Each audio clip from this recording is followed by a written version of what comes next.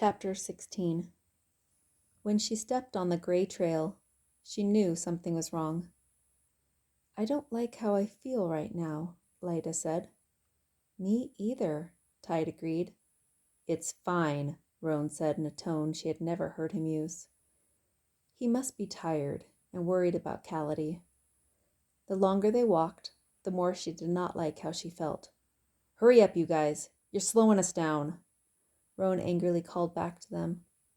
"Lyda, something is wrong," she said as they rushed to keep up with Tide and Roan. "Very wrong. What can we do?" Lyda answered back. "I don't know yet," she answered. They had been running for a while and had to be close to the path entrance when Lyda tripped and fell. She had just sat next to Lyda to check on her, and they were catching their breath when Roan came running back. He was furious. "What are you doing?" he yelled, his face contorted in anger. Scared by his rage, Lyda cowered. "I'm sorry. I fell." "Get up! Get up! You're wasting our time," Roan bellowed. She helped Lyda up, and they continued to run. Lyda was limping. "Are you okay?" she asked. "Yeah, I will be fine," Lyda grimaced. "Stop talking. I can't stand hearing all your talking," Roan screamed back at them. "We have to get him off the path," she whispered to Lyda. Looking puzzled, Lyda responded, "We can't be far from the start." Seeing the opening, they ran for it. Intense pain pulled them back. Roan had come out of nowhere and grabbed them by their hair. Lyda was terrified. She looked around for Tide, but could not see him. "Tide!" she yelled out. "No point in calling him. He can't hear you." Her body turned cold. Why hadn't she noticed when Lyda tripped that Tide wasn't around? "Okay, what's the plan?" she asked as normally as possible. "I don't know yet," Roan seethed. "I wish we had taken the map from Tide," she said. "What map?" he asked menacingly close to her face. "The map we got from the third challenge," she said, holding his gaze. Roan smirked, and for a second she was scared he knew she was lying. "You must think you're special, Tilly, getting through all the challenges the rest of us couldn't." "No." He grabbed her by the throat and held her up against a tree. His contorted eyes were inches from her face. She held his gaze as he breathed out, "I could break your neck." He let her go, and she gasped for air. "That's right," he spat back at her. "I'm in charge." Making up his mind, he barked, "We're going to get that map." Pushing Lyda forward, he ordered, "Run." Exhausted, they ran away from the exit, back the way they had come. What if Tide doesn't have the box? What if Larsh has it? She knew Larsh had tried to open it, but couldn't, and their only hope was that Tide had picked it up. After a few minutes, he stopped and walked in the bushes. Looking around, he found Tide and kicked him over. He pointed at Lyda and said, "You, get over there, find the map. I don't trust Tilly." "Check his pockets," Roan demanded. Searching his cloak's pockets, Lyda found nothing. "You liar," Roan said, walking towards her. "It must be in the inside cloak pocket," she answered steadily, vying for time. Roan looked back as Lyda searched for an inside pocket, giving her time to reach down and grab a large rock. "I found it," Lyda proclaimed. She had just been ready to smash the rock on Roan's head. Quickly lowering her hand behind her back, she watched as Lyda reached inside the inside pocket. "I shouldn't have stopped. She only found the pocket." Bracing herself again to attack, Lyda pulled out the box. "That's not a map!" Roan jumped towards Lyda, but she had already opened the box. Roan dropped immediately. "Lyda, you did it," she said, shaking from exhaustion and emotion. "You did it." Pushing Roan off Tide, they looked to see if Tide was dead. "He's breathing," Lyda cried out. "Who's breathing?" Tide asked groggily. Throwing themselves on him, they hugged him. "Whatever is going on," Tide said, "I like it." Helping him sit, they checked him for injuries. "What are you looking for?" Tide asked. "Injuries." Lyda responded. I only have a whopping headache, Tide replied. I bet you do, she said. What is the last thing you remember? Running with Roan? He was crazy angry. I asked him what was wrong and he said nothing. Then he said he would make you guys run faster, and I said, Roan, they're going as fast as they can, and told him he needed to calm down. Tide's eyes widened. Then he reached down and grabbed a stick. I told him everything would be okay and tried to calm him down, but he said he was in charge, and that's the last I remember. I understand why you have a headache, Lyda said. I'm so glad that's all you have, she sighed. What happened to him? Tide asked, looking at Roan's crumpled body. Thanks to you, we were able to use the box, she answered gratefully. No, I mean, what happened to him? I have known Roan my whole life and have never seen him even mildly annoyed. I think it's the path, she said. How? Lyda and Tide both asked simultaneously. I don't know, but as soon as we started, it felt wrong, she said. It did and does, Lyda agreed. Let's walk and talk so we don't have to stay here any longer, she proposed. What about him? Tide asked, looking at his friend. We will come back for him. He can rest for a little while, she said. But he's okay, right? Tide seemed unsure about leaving him. Leaning over Roan, she could tell he was sleeping. Yes, Tide. He is only sleeping. Lucky, Tide smiled as he stood up, holding the side of his head. The only part of the trail we haven't been on is the very beginning, she said. Yes, but we saw it, and they weren't there, Lyda countered. What do you think we should do? She asked, unsure of her plan. I have no idea. I haven't this whole time. That's not true. You knew to open the box. Lyda laughed. Tilly, if I didn't know to open the box labeled "In Emergency Open," I would have no business being here. They smiled at each other. How come the path only made Roan crazy? Tide wondered.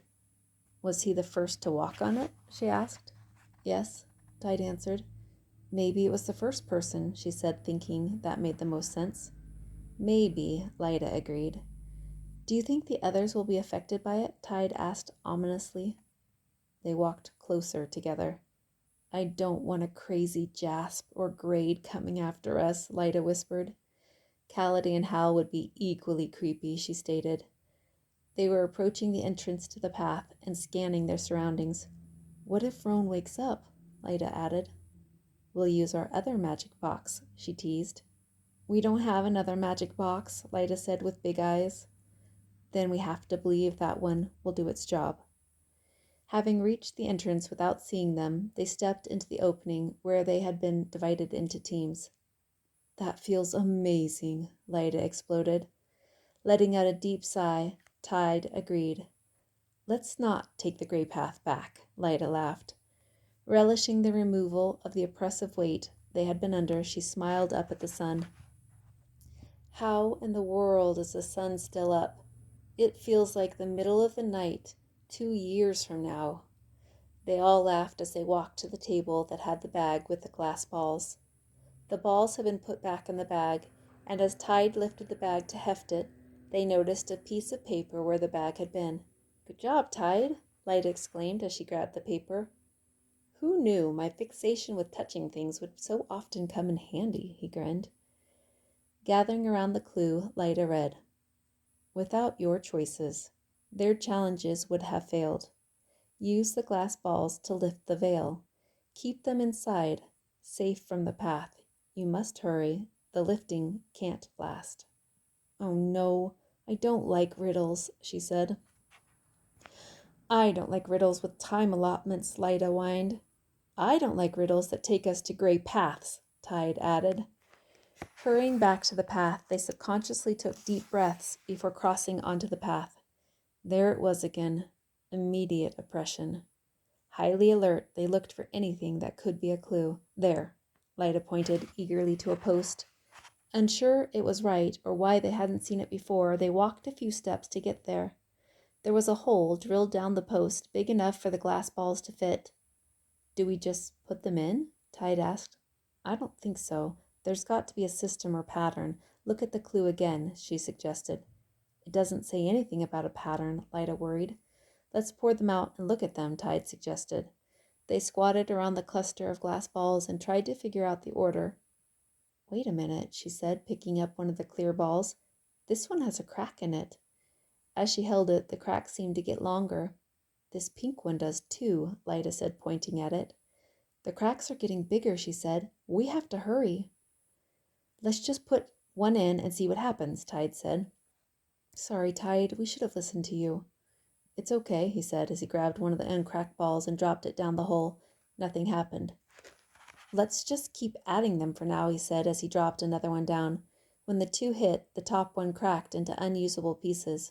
Oh no, Lyda gasped. It must have had a crack I didn't see. I'm sorry. It's okay. We just need to lower them slower so they don't smash, she offered. Running to grab a stick, Lyda came back. Okay, Tide, add another and I will guide it down. Carefully, they began to lower the marbles. She was worried they were missing something, but she could not know if they were until all the marbles were in. Just a couple more, Lyda said encouragingly. Last one, Tide said as Lyda guided it down. When Lyda carefully removed the stick, they looked around to see if it had worked. Thinking it hadn't and wondering what they needed to do differently, she was startled by Lyda's gasp. There they are, she said, pointing behind them. Turning, she saw Callity, Jasp, Hal, and Grade standing in the middle of the path. They were only a few feet from the entrance. Rushing to them, they realized they could not see them. They were talking to each other, but they could not hear or see them. Why aren't they responding to us? Lyda cried out. They can't see or hear us, she answered. How are we going to reach them? Tide asked. They heard a pop behind them and ran to the post. Quickly counting them, they saw they had only 10 left. Is the order wrong? Tide asked frantically. I don't know, she responded. Should we take them out and try it again? Lyda asked. Can I see the riddle, please? She asked. Scanning it, she asked. It says to use the glass balls to lift the veil. We can see them, so I think that means the order doesn't matter. It says keep them inside you, safe from the path. I think it's talking about them. Yes, but how?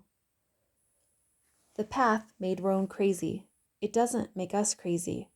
Maybe the balls are like an hourglass or something, and we have a certain amount of time to get them out of here. Yes, but how? Tide asked again. I think if we surround them, they will see us. They ran to surround them, and as soon as they did, Hal yelled, What are you guys doing here? Don't you have your own path? Frantically, Lyda tried to explain. We need you to follow us immediately. We have to get out of here. No way. We just started, Hal answered. You have been here for hours, Lyda pleaded with them. We have to go now. Tide tried. Grade, Jasp, Callity. We will explain everything as soon as we get off this path, but please, we need to go. We just waved goodbye to you guys, Jasp concluded. This must be part of the challenge. You guys are trying to distract us from winning. Everyone started talking as she tried to figure out what she could say to them to make them hear them. Lyda showed them the paper with the riddle, and Tide pointed to the post with the glass balls. Please, she yelled over them. We can prove it. She heard another ball bust as she calmly said, We will show you, one by one, what we are talking about until you believe us. Callity, come stand behind me, please. Callity didn't move. She looked at her, her face looking torn. I will, Grade said, and immediately disappeared. Before their yells could escalate any more, she moved to the path's edge, revealing where Grade was. I want to try, Hal said, and stepped behind Lyda. Lyda immediately stepped to the edge of the path, revealing where Hal was. It didn't work, Hal said. Yes, it did, Jasp confirmed. Please listen, she pleaded with them. We must get off the path before the balls explode. You must stay between the three of us. We don't have much time, and we need to get Roan. What happened to Roan? Callity asked, alarmed. He is sleeping right now, she tried to calm Callity. Seeing the disbelief on her face, Tide said, He is sleeping because of the spell. Horrified, Callity wanted more answers. He is just up the path. We will show you, she coaxed them forward. We have to run. We don't know how long the balls will last. They ran to where they had left Roan, until she saw him lying there. She hadn't realized how afraid she had been that he wouldn't be there. Grade and Jasp can you grab him under his arms? Cality and Hal, can you grab his feet? She asked. Why are you in charge? Cality spat at her. Tide and Lyda exchanged worried glances. You are right, Cal. It's your team. So why don't you guys decide how he is carried? She said steadily. Whatever, Cality snarled at her. Don't call me Cal. This is stupid, Hal said. Why aren't any of you carrying him? You obviously put the spell on him. Yeah, why did you put a spell on my brother? Cality said, pushing her. Hey, Cality, Grade growled. Let's get out of here. This is stupid. Grab your brother's legs and stop your whining. Jasp appeared to be the only one not affected, and she didn't know how long it would last. Keeping the 5 of them between them was stressful. Roan was too heavy for them, and the pressure of the time added weight to their frayed nerves. Jasp stumbled, and they almost dropped Roan. This is too hard, Hal yelled. Let's just leave him. Let's leave you, Cality snapped back at him. Shut up, both of you, Grade yelled over them. This is what we will do. Lyda, you are going to hold Roan's head. Tilly, get his feet. Tide, hold his torso. We should be okay if we stay between Tilly and Lyda. Now move. They quickly rearranged, and using the better system, they moved a lot faster. They could see the exit, but she dared not hope, because she had seen the exit on the other side when Roan had unexpectedly grabbed her. Roan started to stir, and her stomach clenched. Jasp started to whine. I'm done. This is stupid. Oh no, not Jasp, too. You're done when I say you're done, Jasp. Keep moving. Grade scowled at him. Roan's eyes opened. Cold dread ran through her. Run! Grade screamed at them, or I will make you run. They were almost there, just a few more feet. Roan struck out at Tide, making Tide stumble a little, but he held on. Grade immediately brought his elbow down on Roan's face. As they crossed the opening, Jasp stumbled and took Lyda down with him. Dropping his side of Roan, Grade dragged Roan over Lyda and Jasp. Tide got caught on them and went down, but Grade kept pulling as the rest of them stumbled forward off the gray path.